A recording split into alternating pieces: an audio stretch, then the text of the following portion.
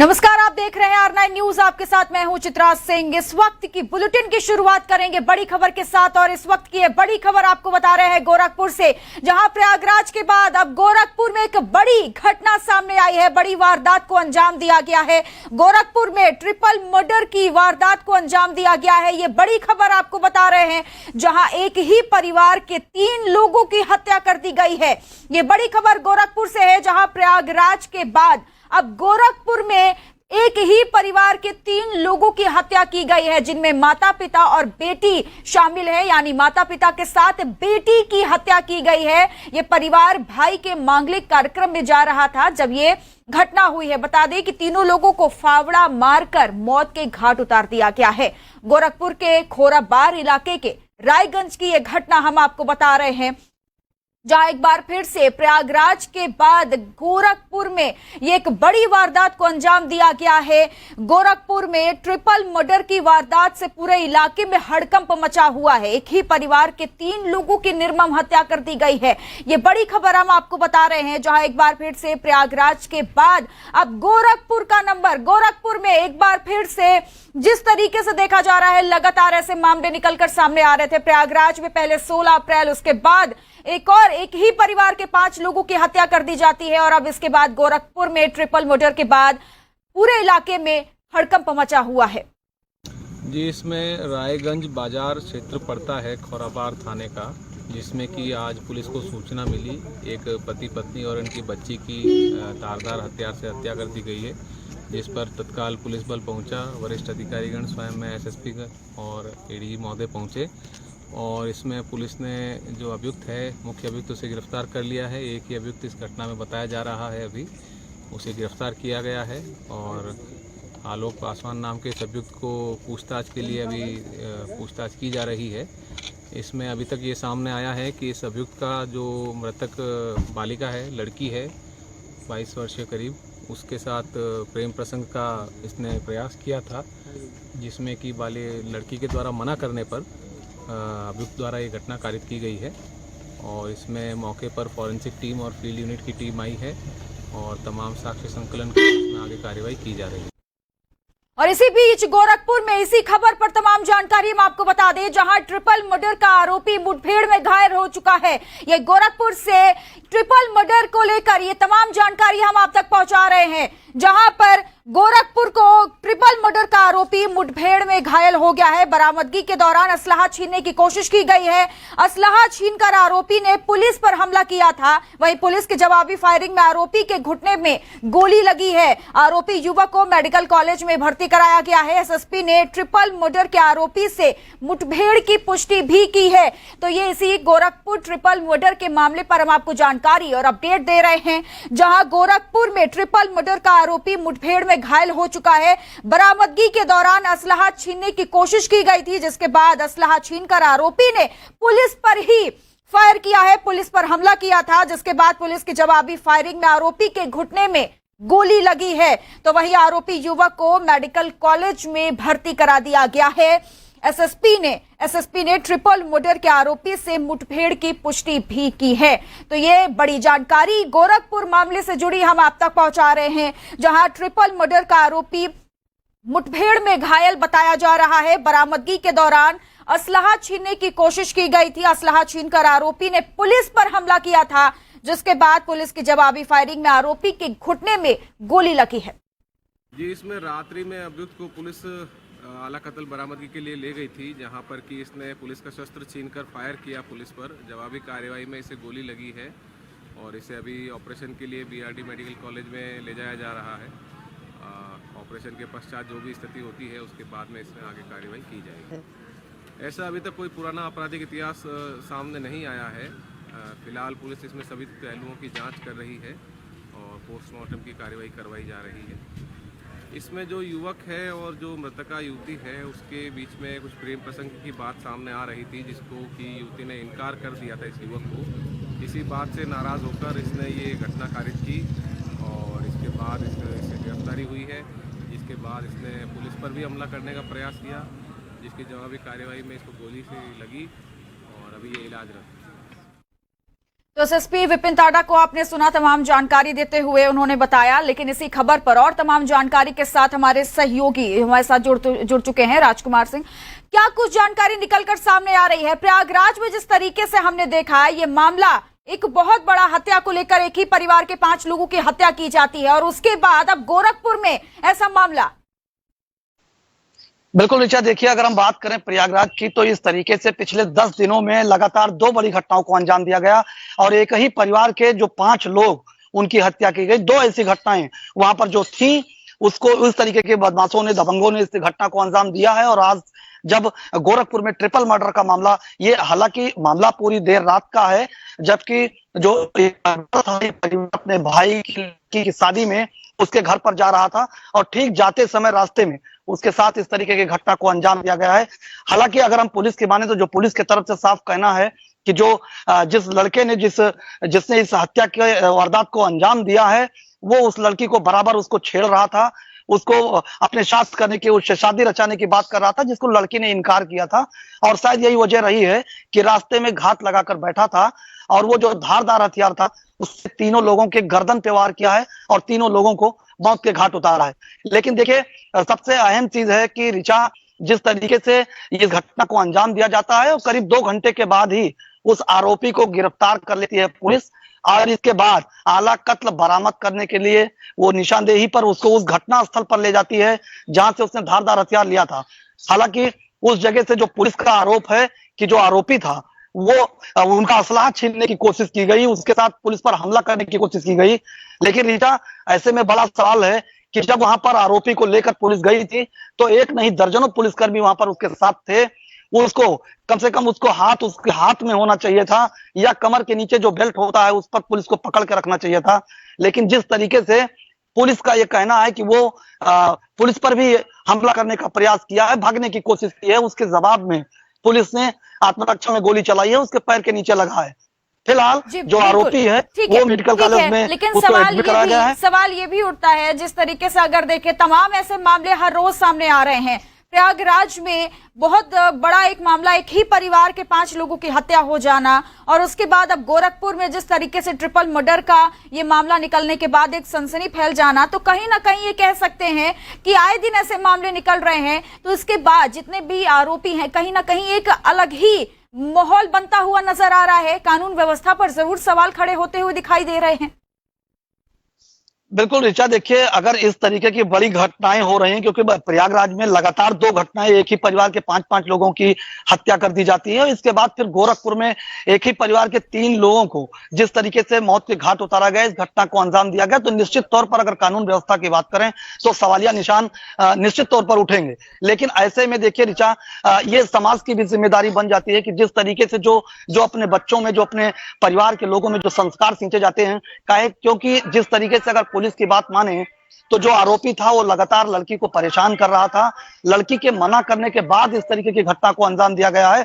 तो कहीं ना कहीं जो परिवार के लोग हैं, जो इनको भी इस बात को समझने की जरूरत है, क्योंकि कानून व्यवस्था पर सवाल उठना तो लाजमी है, लेकिन कहीं ना कहीं इस पर जो परिवार के लोग हैं उनको भी इस तरीके का काम करना चाहिए, अपने बच्चों में अच्छी शिक्षा, अच्छे संस्कार सींचना चाहिए, जिसकी वजह से इस तरीके की घटना को अंजाम न दिया जा सके। बिल्कुल बिल्कुल बिल्कुल। और कहीं ना कहीं एक को देखकर ये भी कह सकते हैं एक अलग ही हिम्मत भी पैदा होती हुई नजर आ रही है आजकल लोगों में। लेकिन सबसे बड़ा सवाल ये भी कि आरोपी को पकड़ तो लिया गया है, लेकिन इसके बाद आगे कार्रवाई क्या कुछ की जा रही है? जेल भेजने की कोशिश की जाएगी या फिर अभी मेडिकल कॉलेज में जिस तरीके से इलाज चल रहा है, आगे की कार्रवाई कहां तक पहुंचेगी?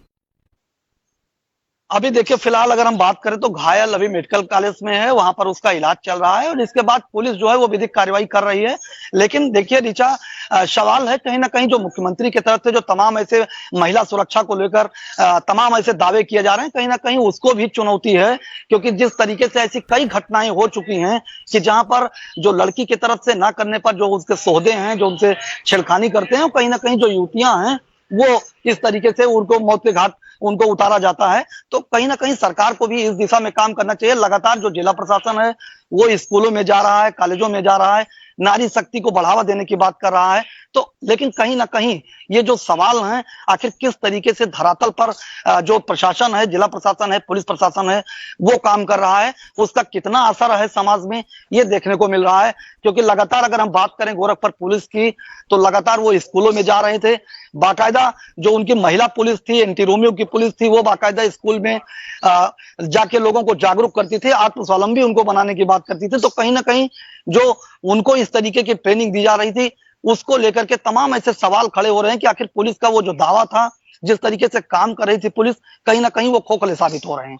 बिल्कुल बिल्कुल बिल्कुल, और सवाल भी कहीं ना कहीं खड़े होते हुए नजर आते हैं। फिलहाल आपका बहुत बहुत शुक्रिया तमाम जानकारी देने के लिए। आगे एक और बड़ी खबर की तरफ रुख करेंगे। लखनऊ से बड़ी खबर हम आपको बता दें, जहां योगी कैबिनेट की अहम बैठक आज हुई है। जिस तरीके से सीएम योगी आदित्यनाथ की अध्यक्षता में इस बैठक को किया गया है, एनेक्सी भवन में कई अहम मुद्दों पर विचार किया गया। पीडब्ल्यूडी के साथ साथ कई प्रस्ताव को मंजूरी भी मिल सकती है। इतना ही नहीं, इस बैठक में टोल की दरों में 25% छूट का प्रस्ताव भी पास किया जा सकता है। ये बड़ी खबर हम आपको बता रहे हैं लखनऊ से, जहां सीएम योगी आदित्यनाथ की कैबिनेट अहम बैठक आज हुई है। जिस तरीके से सीएम योगी आदित्यनाथ की अध्यक्षता में इस बैठक को किया गया है, एनेक्सी भवन में कई अहम मुद्दों पर विचार किया गया। पीडब्ल्यूडी के साथ साथ कई प्रस्तावों को मंजूरी भी मिल सकती है।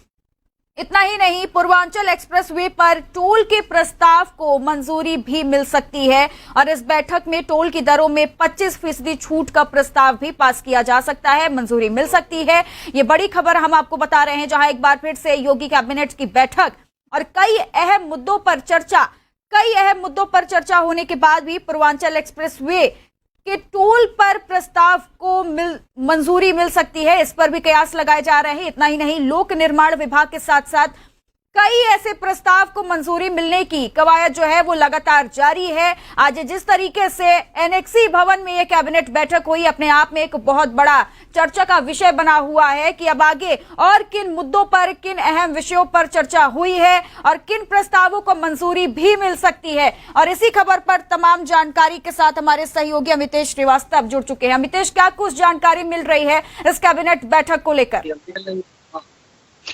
देखिए, आज उत्तर प्रदेश सरकार की कैबिनेट बैठक हुई और काफी अहम और महत्वपूर्ण मानी जा रही है।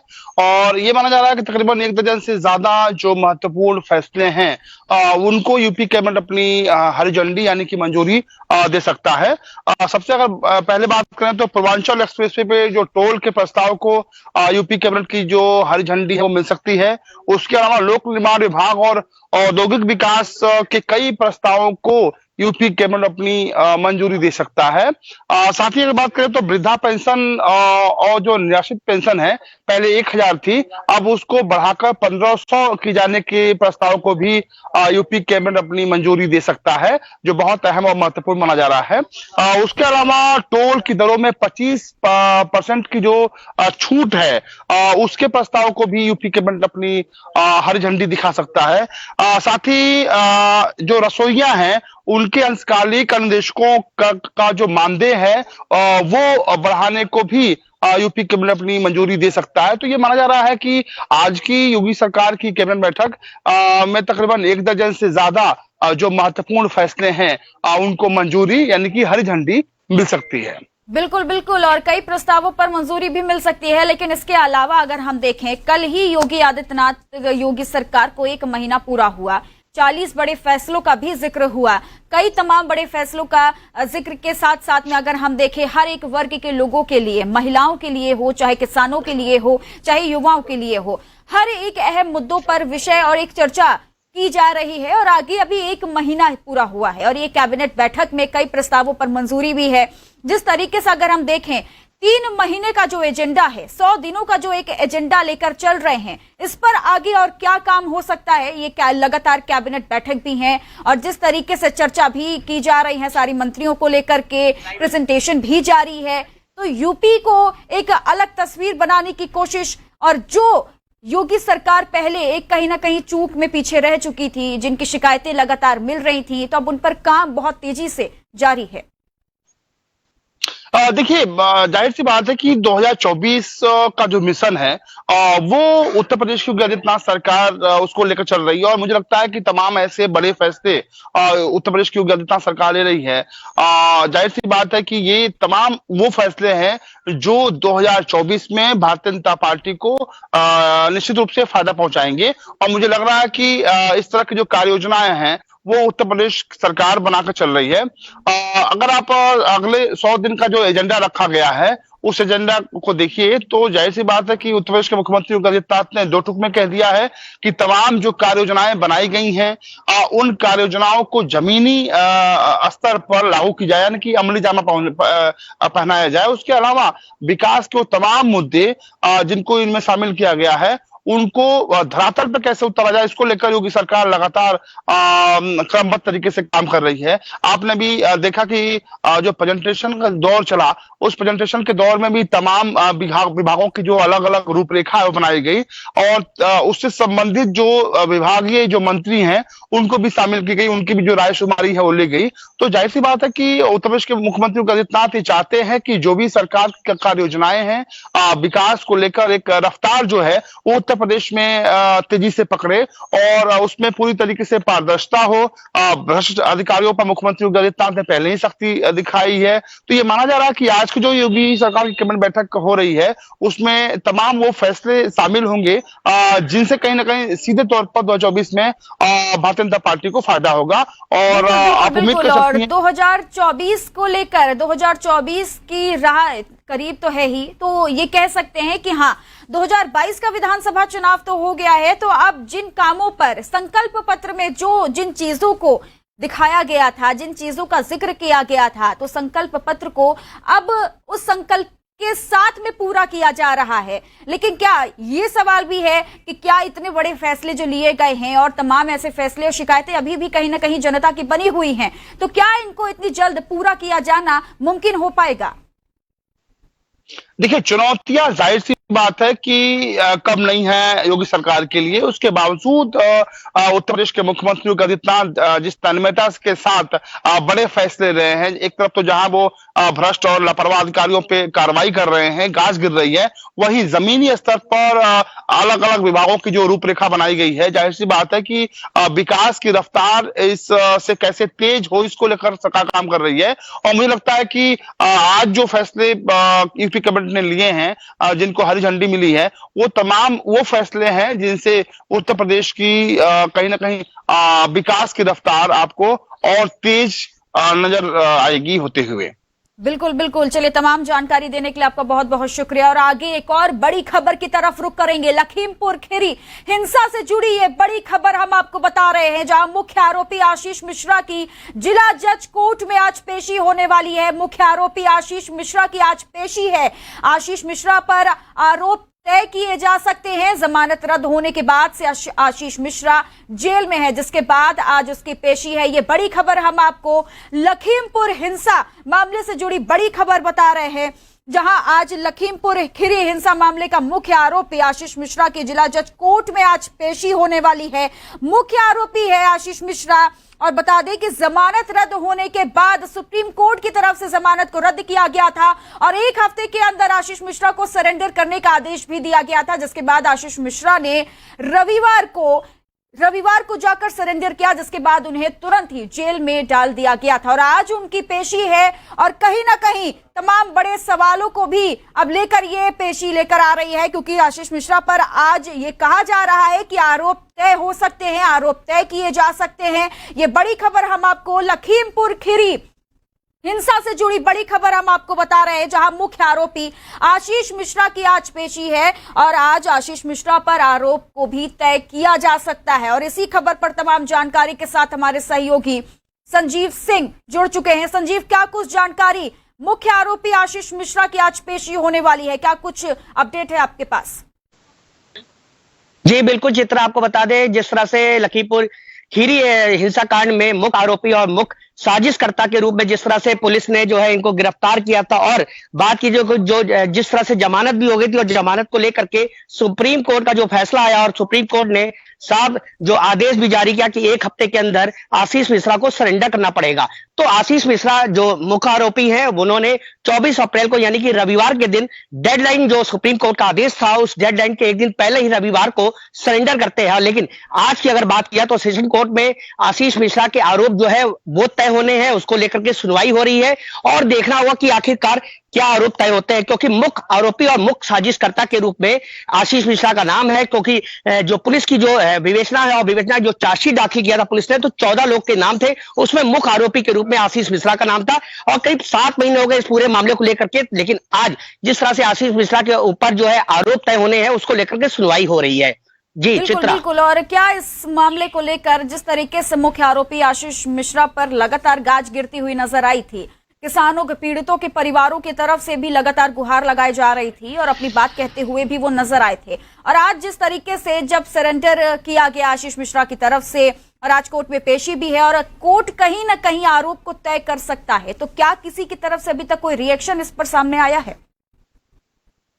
देखिए, अगर बात की जाए, क्योंकि जिस तरह से सुप्रीम कोर्ट का जो फैसला आया था कि सरेंडर करना है और एक दिन पहले यानी कि जो डेडलाइन थी उसके एक दिन पहले यानी कि रविवार को 24 अप्रैल को आशीष मिश्रा सरेंडर करते हैं और वो भी गुपचुप तरीके से सरेंडर भी किया जाता है। लेकिन क्योंकि सुप्रीम कोर्ट का ये भी आदेश था कि जो पीड़ित थे, पीड़ित पक्ष को नहीं सुना गया, उसको लेकर के जो जमानत हो गई थी उस पर फैसला देते हुए सुप्रीम कोर्ट ने आशीष मिश्रा की जमानत को रद्द कर दिया था। लेकिन अगर बात की जाए, क्योंकि आज सुनवाई हो रही है सेशन कोर्ट में और सुनवाई के दौरान तमाम जो पीड़ित पक्ष है उनके भी बयान भी दर्ज होंगे, क्योंकि अगर बात की जाए जो विवेचक है इनकी चार्जशीट दाखिल हो चुकी है। 14 लोग हैं इस पूरे घटना में और ये जब ये घटना हुई थी तो 8 लोगों की मौत हुई थी, उसमें 4 किसान थे, 1 पत्रकार थे और जो आरोपी है आशीष मिश्रा, इसके जो 3 सहयोगी हैं उनकी भी मौत हुई, यानी कुल मिला के 8 लोगों की मौत हुई थी इस घटना में। और तो कहीं ना कहीं अगर आज की बात की जाए तो सेशन कोर्ट में ये सुनवाई होनी है, क्योंकि आरोप तय होने हैं कि आशीष मिश्रा को, क्योंकि पुलिस की जो चार्जशीट है उसमें आशीष मिश्रा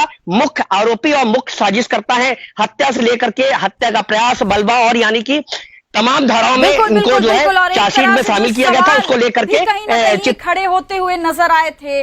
और आज जिस तरीके से मुख्य आरोपी की पेशी है, जेल में डाल दिया गया है, सरेंडर किया गया था, तो कहीं ना कहीं उन तमाम सवालों पर आज चुप्पी भी पड़ती हुई नजर आ रही है। फिलहाल आपका बहुत बहुत शुक्रिया संजीव हमारे साथ जुड़ने के लिए। और आगे एक और बड़ी खबर की तरफ रुख करेंगे, जहां यूपी में धार्मिक स्थलों से अब अवैध लाउडस्पीकर को हटाने का आदेश दिया गया है। राज्य सरकार ने यह आदेश जारी किया है। मानकों के विपरीत बजाए जाने वाले लाउडस्पीकर को अब हटाया जाएगा। ऐसे धर्म स्थलों की थानावार सूची बनाने के निर्देश भी दिए गए हैं। बता दें कि 30 अप्रैल तक प्रदेश भर से रिपोर्ट आएगी। धर्म गुरुओं से संवाद कर अवैध लाउडस्पीकरों को हटाया जाएगा। फिलहाल अब तक 125 लाउडस्पीकरों को उतरवा दिया गया है। नए स्थलों पर माइक लगाने की भी अनुमति नहीं दी गई है। तो जिस तरीके से महाराष्ट्र से लेकर यूपी तक लाउडस्पीकर का मामला लगातार बढ़ता हुआ जा रहा है, तो इस पर सीएम योगी आदित्यनाथ की तरफ से, राज्य सरकार की तरफ से एक अहम पहल की गई है और इसी पर अब राज्य सरकार ने एक आदेश जारी किया है कि यूपी में धार्मिक स्थलों से अब अवैध लाउडस्पीकरों को हटाया जाएगा। मानकों के विपरीत बजाए जाने वाले जितने भी लाउडस्पीकर हैं उनको हटा दिया जाएगा। 30 अप्रैल तक प्रदेश भर से रिपोर्ट आने की बात भी की जा रही है, यानी 30 अप्रैल तक जितनी रिपोर्ट है वो प्रदेश भर से आएंगी। ऐसे धर्म स्थलों की थानावार सूची बनाने के निर्देश भी दिए गए हैं। धर्म गुरुओं से संवाद कर अब अवैध लाउडस्पीकरों को हटा दिया जाएगा। तो ये हम आपको बड़ी खबर बता रहे हैं, जहां महाराष्ट्र से लेकर यूपी तक चल रहे लाउडस्पीकर विवाद के बीच योगी सरकार ने एक बड़ी पहल की है। सरकार ने यूपी में मंदिर मस्जिद के साथ साथ सभी यानी जितने भी धर्म स्थल हैं वहां तय मानकों के मुताबिक अब लाउड स्पीकर को कम आवाज में बजाने को कहा है। अवैध लाउड स्पीकर जितने हैं उनको हटाने के लिए कहा गया है। और ये बड़ी खबर हम आपको बता रहे हैं, जहां महाराष्ट्र से लेकर यूपी तक ये लाउड स्पीकर का मुद्दा दिन पर दिन बढ़ता जा रहा है और इसी पर राज्य सरकार ने आदेश जारी करते हुए कहा है कि अब जितने भी अवैध लाउड स्पीकर है उनको हटाया जाएगा। यूपी में धार्मिक स्थलों से अवैध लाउड स्पीकरों को हटाया जाएगा। 30 अप्रैल तक प्रदेश भर से रिपोर्ट भी आएगी। इतना ही नहीं, अब तक 125 लाउड स्पीकरों को भी हटा दिया गया है। नए स्थलों पर माइक लगाने की अनुमति भी नहीं है। तो एक तरफ अवैध लाउड स्पीकरों को हटाया जाएगा और जितने भी नए माइक, नए स्थल है वहां पर माइक लगाने की अनुमति भी नहीं दी गई है। तो ये बड़ी खबर हम आपको बता रहे हैं लाउड स्पीकर से जुड़ी, जहां लगातार महाराष्ट्र से लेकर यूपी तक लाउड स्पीकर का मुद्दा लगातार बना हुआ है और इसी पर राज्य सरकार ने आदेश जारी करते हुए कहा है कि अब यूपी में धार्मिक स्थलों से अवैध लाउड स्पीकर को हटाया जाएगा और सरकार ने ऐसे धर्म स्थलों की थानावार सूची बनाने का आदेश भी दिया है जहां ध्वनि सीमा के मानकों का पालन नहीं किया जा रहा है।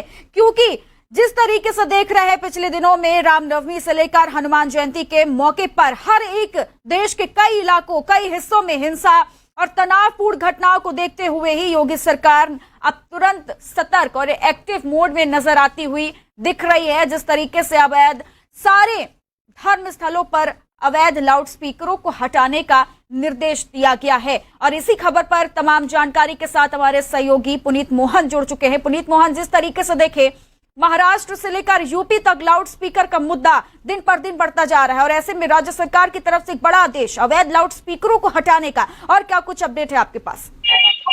देखिए, सीधे तौर पे जिस तरीके से धार्मिक जुलूसों को लेकर के और धार्मिक आयोजनों को लेकर के उत्तर प्रदेश में कानून स्थिति बिगड़ सकती है, ऐसी सरकार की आशंका थी। उसको देखते हुए सरकार ने अवैध लाउड स्पीकर हटाने के निर्देश जारी किए हैं। अब तक प्रशासन ने 125 लाउड स्पीकर उतरवाए हैं, वहीं 17,000 लोगों ने स्वेच्छा से लाउड स्पीकर उतार दिए हैं। कोई भी धार्मिक स्थल हो, किसी भी धर्म से जुड़ा हुआ हो, लेकिन जो मानक हैं ध्वनि प्रदूषण के उसको पूरा करना होगा। और सीधे तौर पर अवैध लाउड स्पीकर, जिस तरीके से हम देखते थे कि कोई भी धार्मिक जुलूस निकलता था या धार्मिक आयोजन होते थे उसमें बड़े बड़े लाउड स्पीकर लगा दिए जाते थे, फिर चाहे वो जुलूस अस्पताल के पास से गुजर रहा हो, स्कूल के पास से गुजर रहा हो या फिर एक ऐसे इलाके से गुजर रहा हो जो दूसरे समुदाय का बाहुल्य क्षेत्र हो, ऐसे आयोजनों में कहीं ना कहीं वाद विवाद होने की स्थिति उत्पन्न हो जाती थी। उसको देखते हुए सरकार ने सीधे तौर पर लाउड स्पीकरों पर रोक लगाई है। इसके साथ ही अब किसी भी तरीके के नए आयोजन बिना परमिशन के नहीं होंगे, कोई भी नए धार्मिक जुलूस बिना परमिशन के नहीं होंगे। केवल वही जुलूस होंगे जो पारंपरिक रहे हैं, जो होते हुए आए हैं, उन्हीं जुलूसों को निकलने की अनुमति दी जाएगी। इसके अलावा किसी भी तरीके के नए आयोजन नहीं होंगे, क्योंकि सीधे तौर पर कानून व्यवस्था से जुड़ा हुआ मामला है और मुख्यमंत्री स्वयं उत्तर प्रदेश के गृह मंत्री भी हैं। बिल्कुल। लेकिन पुनीत मोहन, सवाल ये भी है कि तमाम निर्देश और आदेश तो दिए जा रहे हैं, लेकिन ये मामला हर रोज बढ़ता जा रहा है। लाउड स्पीकर को लेकर, अजान को लेकर, हनुमान चालीसा को लेकर ये हर दिन बढ़ता जा रहा है। तो इस पर रोक कैसे लगनी चाहिए? क्योंकि अपने आप में एक ये बहुत बड़ा मुद्दा दिन पर दिन गर्माता हुआ नजर आ रहा है। दो पक्षों में लड़ाई, एक अलग ही तरह का तस्वीर हमारे सामने जरूर बनती हुई नजर आ रही है। देखिए, सीधे तौर पे जिस तरीके से अजान को लेकर के और उसके बाद हनुमान चालीसा पढ़ने को लेकर के जो मुद्दे ज्वलंत हो रहे थे, जिसको लेकर के कहीं ना कहीं धार्मिक भावनाओं को ठेस पहुंच रहा था, एक दूसरे पर कटाक्ष किया जा रहा था, सरकार ने, उत्तर प्रदेश सरकार ने इसको देखते हुए फैसला लिया है।